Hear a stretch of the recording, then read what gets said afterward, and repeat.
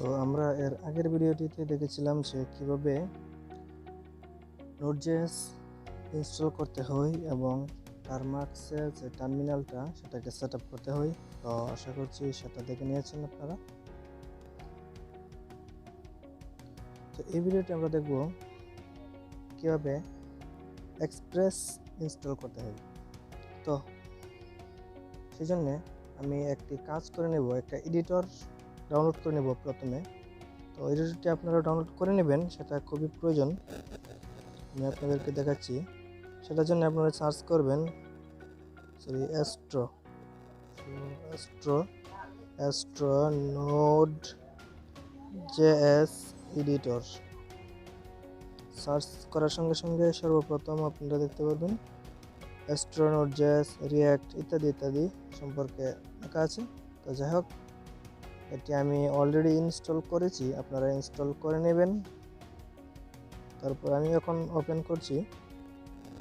আমার এখানে প্রথমেই অনেকগুলা প্রজেক্ট আছে।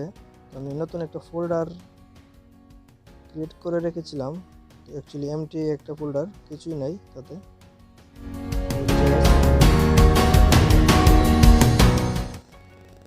তো সিলেক্ট করার সঙ্গে সঙ্গে দেখতে পাচ্ছেন এখানে কিছুই নেই, শুধু যে রিপোজিটরি অর্থাৎ যে ফোল্ডারটাকে আমি সিলেক্ট করেছি সেটাই আছে। তো এটা অতটুকুই আমাদের এখানে এডিটরের কাজ বলতে পারেন আপাতত। তো তারপরে আমি চলে যাব এখানে। তো সর্বপ্রথম আমাদেরকে টারমাক্স টার্মিনাল সেটাকে প্রথমে স্টোরেজের পারমিশন দিতে হবে। সেই জন্য স্টোরেজ সেটআপ এটাকে কপি করে নিয়ে যাচ্ছি, আমি এখানে পেস্ট করে দিচ্ছি, এন্টার ওয়াই। আমার এখানে পারমিশন গ্রান্টেড। আপনাদের এখানে একটি অ্যালাউ পারমিশন চাইতে পারে, স্টোরেজের ক্ষেত্রে বিভিন্ন ক্ষেত্রে চাই, তো আপনারা অ্যালাউ করে দিবেন।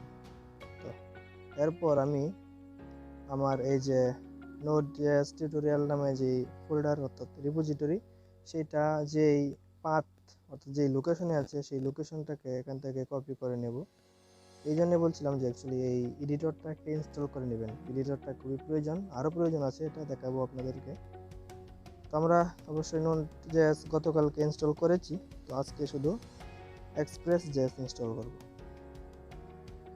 তো এই মুহূর্তে দেখতে পাচ্ছেন আমি কারেন্ট পাথ নোড.js টিউটোরিয়াল পাথে চলে এসেছি। এইবার আমাদেরকে প্রথমে আমি যেহেতু আমি npm অর্থাৎ নোড প্যাকেজ ম্যানেজারকে ইনস্টল করব, তাই জন্য npm কে প্রথমে ইনিশিয়ালাইজ করতে হবে। তো npm init -y এটা যদি না দেন তাহলে আপনাকে অনেকগুলো স্টেপ পার হতে হবে। তো আমি শর্টকাট হিসেবে ব্যবহার করলাম। ওয়েট করেন, হয়ে গেছে। তো এই মুহূর্তে আমি যদি আমার এটাকে একটু ক্লোজ করে বের হয়ে গেছিলাম, তো দেখতে পাচ্ছেন প্যাকেজ ম্যানেজার এখানে একটি জেএসন প্যাকেজ ক্রিয়েট হয়েছে। তো যাই হোক, এখন আপনাদেরকে মেইন কাজ যেটা হচ্ছে এই এডিটর থেকে খুঁজে নিতে হবে আপনারা যেটা খুঁজতে চাচ্ছেন, অর্থাৎ যেটাকে ইনস্টল করতে চাচ্ছেন। আমি এক্সপ্রেসকে ইনস্টল করতে চাচ্ছি। এক্সপ্রেস অ্যাকচুয়ালি এখানে আমার এখানে এক্সপ্রেস চলে এসেছে। তো এখানে দেখতে পাচ্ছেন কপি ইনস্টল কমান্ড। এখানে ক্লিক করার সঙ্গে সঙ্গেই তিনটি অপশন, গ্লোবাল, ডেভ, নর্মাল। তো আমি নর্মালি এখন ইনস্টল করি, আপনারা ডেভ করতে পারেন, গ্লোবাল করার কোনো প্রয়োজন নাই। ডেভ বা নর্মালি করি আমি। তো তারপরে টার্মিনালে চলে এলাম, পেস্ট করে দেব। তো অ্যাকচুয়ালি এটা পেস্ট করার আগে আমি আরেকটা কথা বলে নিই, যদি এমনিতে নর্মালি যারা উইন্ডোজ বা ম্যাক ইত্যাদিতে আমরা ডিভাইস ব্যবহার করি, সেখানে কিন্তু নর্মাল শুধু এই যে অতটুকু npm ইনস্টল এক্সপ্রেস অতটুকু টাইপ করার সঙ্গেই ডাউনলোড হয়ে যায়, অর্থাৎ ইনস্টল হয়ে যায়।